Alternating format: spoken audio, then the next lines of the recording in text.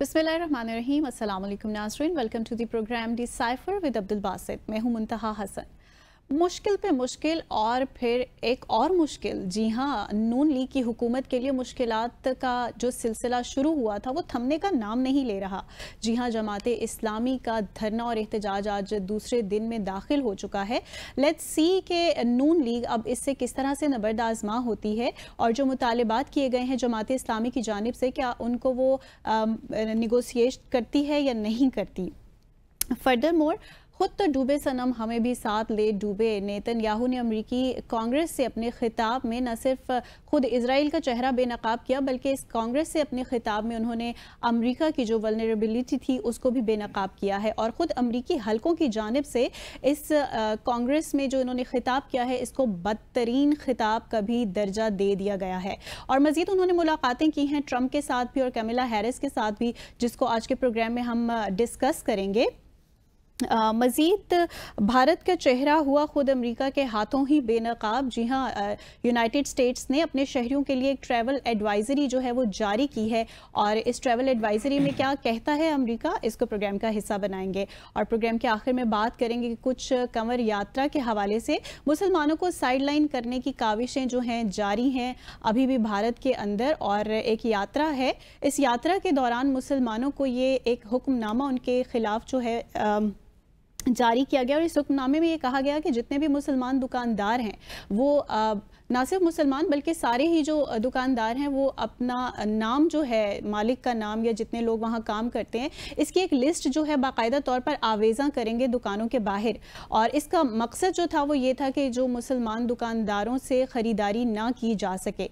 सो इस तरह से उनको रौंदा जा रहा है। ये जो काविशें हैं ये क्यों हैं और इनको रोकने में क्यों नाकामी का सामना हमेशा से रहा है, इसको आज के प्रोग्राम में हम डिस्कस करेंगे। So starting the programme, welcome Basit साहब।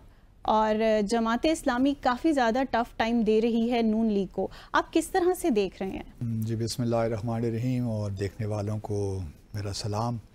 जमात इस्लामी, पहले तो मैं ये बात करता चलूँ कि पाकिस्तानी अवाम बहैसियत मजमूई धरनों से, एहतजाजी सियासत से बहुत तंग आए हुए हैं, क्योंकि ये सिलसिला 2014 से शुरू हुआ और लगता है कि पिछले 10 साल में हम यही काम कर रहे हैं। लेकिन दूसरी जानिब अगर देखिए तो इस वक्त महंगाई इस कदर बढ़ गई है। एग्जैक्टली, नैरेटिव बिल्डिंग जो है वो इतना ज़्यादा कमर तोड़ दी है महंगाई ने आम आवाम की कि अब वो एहतजाज न करें तो क्या करें। और फिर मैं जमात इस्लामी को इस हवाले से उनको शाबाश देता हूँ कि उन्होंने किसी पॉलिटिकल मकसद के लिए नहीं या इलेक्शन के ख़िलाफ़ नहीं, बल्कि वो उन मामलात पे ये एहतजाज कर रहे हैं जो कि IPPs से मुतालिक हैं, बिजली के बिलों से मुतालिक हैं और जो महंगाई इस वक्त है उससे मुतालिक हैं। और ये प्रेशर मेरे ख़्याल में बिल्ड करना ज़रूरी है हुकूमत पे। मुझे इस बात पे भी हैरत है कि जो ही इन्होंने धरने का ऐलान किया तो हुकूमत ने दफ़ा 144 नाफिज कर दिया इस्लामाबाद में। ये भी शाबाश जाती है जमात इस्लामी, क्योंकि उन्होंने उसको मसला नहीं बनाया और लियाकत बहरहाल पिंडी में चले गए। हालांकि उनका हक़ है कि वो इस्लामाबाद में जो कि वफाक की अलामत है वहाँ पे ये धरना दें और वो पुरअमन है। वो उन्होंने कोई ऐसा से बचना चाह रहे हैं से वो उनका, क्योंकि मकसद बड़ा वाज़ेह है और जब क्लैरिटी हो मकसद में तो फिर चीज़ें बड़ी तरीके से आगे चलती हैं। तो मैं समझता हूँ कि हुकूमत ये प्रेशर रहना चाहिए और पुरअमन तरीके से रहना चाहिए। तोड़ फोड़, घिराव जलाव, उसके हम तामुल नहीं कर सकते, क्योंकि मुतहम्मिल नहीं हो सकते उससे। उसकी वजह यह है कि हम मज़ीद इंतशार नहीं चाहते अपने मुआशरे में, अपनी रियासत में। तो हम उम्मीद करते हैं कि इस धरने या एहतजाज की, क्योंकि जमात इस्लामी के पास स्ट्रीट पावर तो है और ये सारे कमिटेड लोग भी हैं, लेकिन ये पीसफुल लोग हैं और इनके चूँकि ऑब्जेक्टिव्स बड़े क्लियर हैं, तो लेट्स होप कि गवर्नमेंट इनके जो मुतालबात हैं वो सुनेगी। ना सिर्फ सुनेगी बल्कि उस पर कोई हमें हिकमत अमली भी नज़र आएगी कि IPPs के साथ किस तरह रिनेगोशिएट होंगे, जिनकी मुद्दत पूरी हो चुकी है उनको किस तरह ख़त्म किया जाएगा। तो ये तमाम वो चीज़ें हैं जिस पे एक प्लान ऑफ एक्शन नज़र आना चाहिए اور میرا خیال ہے کہ حافظ نبی الرحمان صاحب نے جو بھی مطالبات سامنے رکھے ہیں وہ بالکل جائز ہیں، اور یہ عوام کی آواز ہے، چاہے وہ کسی پارٹی سے بھی ہو، اس کا کوئی بھی سیاسی تعلق ہو، تو یہ تمام عوام یہی چاہتے ہیں، بلکہ بڑے بڑے اکانومسٹ بھی یہی چاہتے ہیں پاکستان کے، کہ جو IPPs کا معاملہ ہے خاص طور پہ، اس نے پاکستان کی اکانومی کو بہت ایک لحاظ سے ڈراؤن کر دیا ہے۔ 2 ٹریلین روپے ہم دے رہے ہیں ہر سال ان IPPs کو، تو اس سے آپ اندازہ لگائیں کہ ہمارے بجٹ پہ کتنا بڑا بوجھ ہے یہ۔ تو میں ہوپ کرتا ہوں کہ حکومت بھی اس کو سیریسنس کے ساتھ دیکھے گی، اور جماعت اسلامی کے لوگ، جو بھی لوگ دھرنا کرنے آ رہے ہیں یا احتجاج کرنے، وہ بھی پرامن رہیں گے، اور یہ معاملات خوش اسلوبی کے ساتھ طے ہو جائیں گے۔ صحیح۔ اب رخ کریں گے ذرا امریکہ کی جانب۔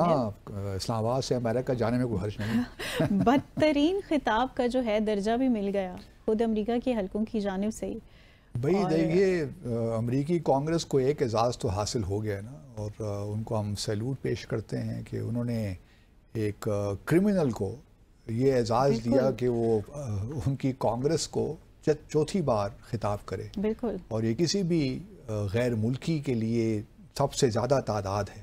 ایون چرچل، جو کہ مطلب ان کی تقریر کی کیا بات تھی، بہت ہی زبردست مقرر تھے وہ، انہوں نے بھی 3 بار خطاب کیا ہے صرف، اور اب بن نتنیاہو کو یہ اعزاز مل گیا ہے کرمنل کو کہ وہ چوتھی بار امریکی کانگریس سے خطاب کرے۔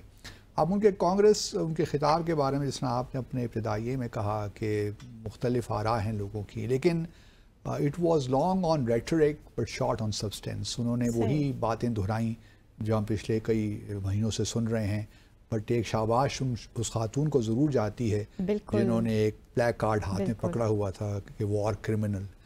اب یہ وار کرمنل تو ہیں، کیونکہ ایک اچھی بات یہ بھی ہوئی ہے کہ آپ جانتی ہیں کہ ICJ نے اپنی ایک ایڈوائزری اوپینین میں یہ کہا تھا کہ جو اسرائیل کی آکوپیشن ہے یہ اللیگل ہے، اور اس کو جلد از جلد ختم ہو جانا چاہیے۔ دوسری طرف ICC کے جو پروسیکیوٹر تھے، انہوں نے یہ تجویز پیش کی تھی ایک کہ بن نتنیاہو اور کچھ اور لوگوں کے، گیلنٹ یاہو میرے خیال میں ہیں، ان کے خلاف ICC warrant, arrest warrant issue کرنا چاہیے ICC کو۔ تو وہ بھی اب ہونے والا ہے، سنا ہے کافی، اس کو 1-2 ماہ ہو گئے ہیں ساری کارروائی کو۔ اب ICC نے جو رپورٹس مل رہی ہیں اس میں اب لگتا ہے کہ فیصلہ ہو گیا ہے کہ ان کے خلاف اریسٹ وارنٹ ایشو ہو جائے گا، تو اس سے ایک نئی صورتحال پیدا ہوگی۔ گو کہ امریکہ اس وقت کوشش کر رہا ہے کہ ایسا نہ ہو، انہوں نے ICC کو رابطہ بھی ان سے قائم کیا، حالانکہ ICC کو مانتے نہیں ہیں امریکہ، لیکن ان سے کوئی رابطہ قائم کیا، انڈائریکٹلی کوئی پریشر بلڈ کرنے کی کوشش کر رہے ہیں۔ تو لیٹس سی واٹ ہیپنز۔ جہاں تک بن نتنیاہو کا تعلق ہے، وہ بھی ایک بڑا کنٹروورشل سا وزٹ ہو گیا ہے امریکہ کا۔ ایک تو ان کی پریزیڈنٹ بائیڈن سے ملاقات ہوئی۔ پریزیڈنٹ بائیڈن، جس طرح ہم نے پہلے بھی ڈسکس کیا تھا، لیم ڈک پریزیڈنٹ ہو گئے ہیں اب۔ پھر انہوں نے جو وائس پریزیڈنٹ ہیں اور پریزمپٹیو ڈیموکریٹک پارٹی کی نامنی ہیں، کیونکہ ابھی آفیشیل نہیں ہوا، وہ اگلے مہینے کنونشن ہوگا ڈیموکریٹک پارٹی کا، تو پھر آفیشیلی وہ کینڈیڈیٹ ہو جائیں گی، تو ان سے بھی ملاقات ہوئی۔ اس ملاقات کے بارے میں جو ریپبلکنز ہیں اور ٹرمپ ٹیم ہے، وہ بڑا ان کا مذاق اڑا رہی ہے، بلکہ جب ٹرمپ کی بن نتنیاہو سے ملاقات ہوئی مارالاگو میں، جو فلوریڈا میں ان کی جو ہے اپنی رہائش گاہ ہے، اور وہاں پہ تو انہوں نے کہا کہ جی جو ریمارکس کیملا ہیرس نے دیے ہیں وہ تو بہت ہی یوں لگتا ہے کہ وہ بالکل اسرائیل کے خلاف ہیں، اور ان کے خیال میں کوئی یہودی کیملا ہیرس کو اب ووٹ نہیں دے گا، کیونکہ انہوں نے اسرائیل کے جو جائز سیکیورٹی کنسیڈریشنز ہیں ان کو بھی بالائے طاق رکھ دیا ہے۔ تو یہ تو ان کا کہنا تھا، لیکن اس وقت اگر آپ دیکھیے تو اس میں قطعاً کوئی شک نہیں ہے کہ کیملا ہیرس نے ڈیموکریٹک پارٹی کے اندر جان اس کی ڈال دی ہے، کیونکہ جب تک بائیڈن تھے تو جو لیڈ تھی، جو اوپینین پولز آ رہے تھے، اس میں 6-7% کی ٹرمپ کو لیڈ تھی اوور آل بھی، اور مختلف اسٹیٹس میں، اور خاص طور پہ جو سوئنگ اسٹیٹس تھیں اس میں زیادہ پرابلمز تھے، اس میں بھی لیڈ زیادہ ہو گئی تھی ٹرمپ کی۔ لیکن اب ایک نیا پول کل، بلکہ بہت سے پولز آئے ہیں، وال اسٹریٹ جرنل کا آیا ہے، CNN کا آیا ہے، اور بہت سے نیٹ ورک سے ان کے پولز آئے ہیں، اس کے مطابق اب صرف 1% کا رہ گیا ہے مارجن، وہ ڈیٹ ہیٹ ہو گئی ہے، اور اس میں بھی 3% کا ایرر ہے، مارجن آف ایرر، تو اس سے آپ اندازہ لگا سکتی ہیں کتنی کلوز ریس ہے۔ اب جو کیملا ہیرس نے کل جو بیان دیا نا نتن یاہو کے ملاقات کے بعد، انہوں نے یہ کہا کہ جی ہمیں اسرائیل کی ہم سیکیورٹی ہم ڈیفینڈ کریں گے اسرائیل کو، لیکن اس وار کو جلد ختم ہونا چاہیے، ہم یہ اوور لک نہیں کر سکتے وہاں پہ جو معصوم شہری مارے جا رہے ہیں، تو یہ ہم اس کو بھی نظر انداز نہیں کر سکتے۔ ٹھیک ہے، اسرائیل کی بقول ان کے سیکیورٹی جو کنسرنز ہیں وہ جائز ہیں، حماس کے حوالے سے بھی ان کے جو خدشات ہیں یا کنسرنز ہیں یا جو ان کی پالیسی ہے وہ ٹھیک ہے، لیکن اس وار کو جلد سیز فائر جلد ہو جانا چاہیے، کیونکہ بائیڈن کی پروپوزل تھی نا، اگر آپ کو یاد ہو، جو ہم نے ڈیسائفر میں ڈسکس بھی کی تھی، کہ اس کے 3 ایسپیکٹ تھے، ایک تو سیز فائر، پھر ڈی ملٹرائزیشن، مطلب جو اس وقت جو غزہ میں اسرائیلی فوجی IDF ہے ان کا نکلنا، اور پھر exchange of prisoners and hostages, یہ 3 اس کے پلانس تھے۔ تو کیملا ہیرس نے وہی کہا کہ جی فوری طور پہ ختم ہونا چاہیے، اور جو سویلینز ہیں ان کو جو ہے کچھ کرنا پڑے گا ہمیں۔ تو یہ بات نتن یاہو کو پسند نہیں آئی آبویسلی، کیونکہ ان کا تو بالکل ایک اور ہی معاملہ ہے نا، وہ تو دہشت گرد ہے نا، اور ان کی سوچ کیا ہوگی، یہی کہیں گے بچوں کو ماریں گے، خواتین کو ماریں گے، اور ان کا سارا اس وقت جو بالکل جو جینوسائڈ کی لوگ بات کرتے ہیں نا، بالکل ٹھیک کرتے ہیں۔ اگر آپ دیکھیے تو 7 اکتوبر کے بعد سے اب تک اگر 38,000 لوگ شہید ہوئے ہیں، تو اس میں زیادہ تر تعداد جو ہے بچوں کی اور خواتین کی ہے، تو اس سے آپ کو یہی تاثر ملتا ہے کہ جو ایک نئی نسل آنے والی ہے اس کو تباہ کر رہے ہیں، تاکہ تو یہ جینوسائڈ کا سب سے پہلا حملہ انہی لوگوں پہ، انہی طبقات میں ہوتا ہے۔ اگر آپ جینوسائڈ شروع کریں گے نا، تو آپ ینگ لوگوں کو ماریں گے، خواتین کو ماریں گے اور بچوں کو ماریں گے، تو چونکہ اس سے ہی اگلے آنے والی نسلیں پھر نہیں آتی نا، تو یہی ایک طریقہ ہے۔ ابھی ریسنٹلی انہوں نے ہاسپٹلس کو مارنا شروع کر دیا ہے، ڈاکٹرز کو مارنا شروع کر دیا ہے کہ وہاں پہ جو ہے علاج وغیرہ نہ ہو سکے۔ لیکن اس کے ساتھ ساتھ ایک جو اب یہ جو آگے ریس جو ایک امریکن الیکشن آنے والا، یہ بہت ہی انٹرسٹنگ ہو گیا ہے۔ ایک الیکشن یہ بہت انٹرسٹنگ ہے، اس سے پہلے بھارت کو جو انتخابات ہوئے تھے وہ بہت انٹرسٹنگ تھے میری نظر میں، اور پھر جو فرانس کے الیکشنز ہوئے تھے وہی بڑے انٹرسٹنگ تھے، کہاں رائٹ ونگ کے لوگ جیت رہے تھے، پھر ایک دم سیکنڈ فیز میں لیفٹ ونگ اور دوسری پارٹی سینٹر کی پارٹیز آ گئیں۔ تو اب سب سے جو انٹرسٹنگ الیکشن ہے وہ یہ ہونے والا ہے۔ لیکن تاریخ میں منتہا ایک نئی چیز ہونے جا رہی تھی امریکہ میں، لیکن وہ پھر نہیں ہو سکی۔ وہ کیا؟ وہ یہ تھی کہ پہلی دفعہ تاریخ میں امریکہ کے الیکشنز میں 2 کینڈیڈیٹس 2 بار آمنے سامنے آ رہے تھے، ٹرمپ اور بائیڈن۔ ایک تو 2020 میں انہوں نے الیکشن لڑا نا، تو اس میں ٹرمپ ہار گئے، کہ انہوں نے اپنی شکست مانی نہیں، لیکن وہ ہار گئے۔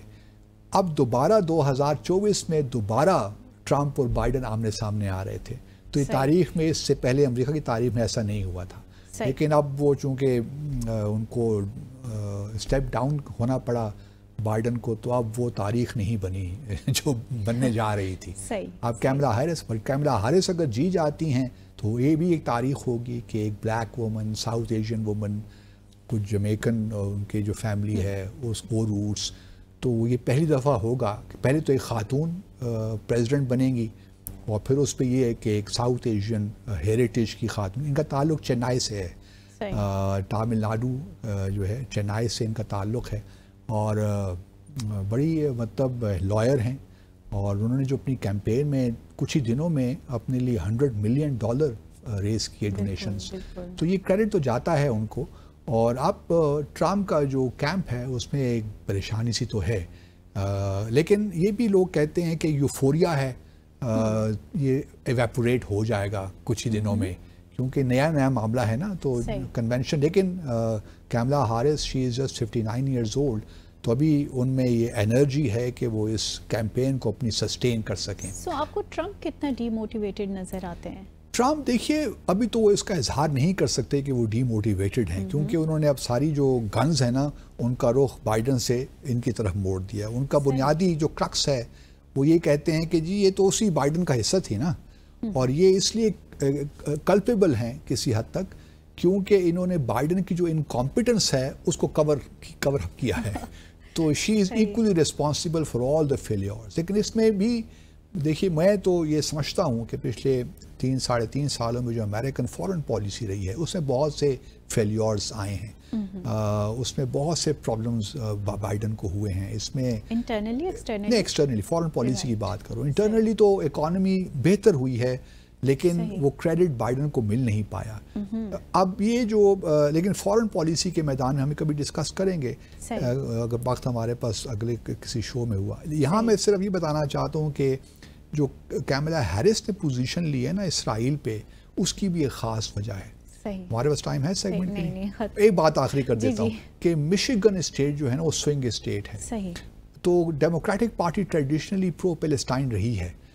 مشیگن میں عرب بہت ہیں, عرب کمیونٹی بہت زیادہ ہے, تو وہ سوئنگ اسٹیٹ ہے, وہاں پہ 15-20 ہزار کے فرق سے وہ اسٹیٹ جیتی جائے گی. تو اس لیے کیملا ہیرس از ویری کیئرفل کہ اس کمیونٹی کو وہ ناراض نہ کرے اگر مشیگن جیتنا ہے تو. صحیح. Let's take a break hair.